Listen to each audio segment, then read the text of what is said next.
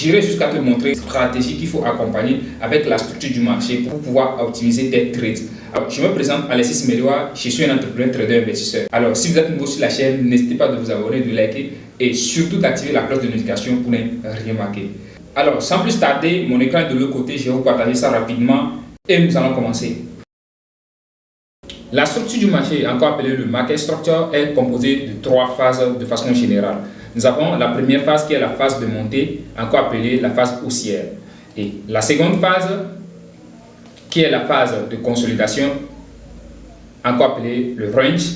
Et la troisième phase qui est la phase de descente, encore appelée la phase baissière.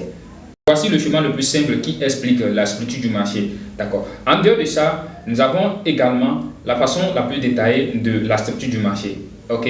Le marché, comme vous le savez, le marché ne monte pas en vitesse ou ne monte pas en flèche plutôt. Le marché monte comme l'on monte les escaliers. D'accord. Nous avons le pic et les creux, les pics et les creux, les pics et les creux, les pics et les creux, les pics et les creux jusqu'au niveau du sommet, et le marché commence par redescendre, ainsi de suite, ainsi de suite, ainsi de suite, ainsi de suite, ainsi de suite. C'est comme ça que le marché fonctionne. D'accord? Et ces pics ont un nom spécifique. Par exemple, le premier pic ici, il a un nom, le second pic, il a un nom, le troisième pic, il a un nom. Pareil pour les creux. D'accord?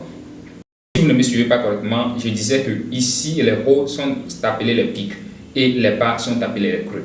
Les hauts sont les creux, les hauts sont les pics.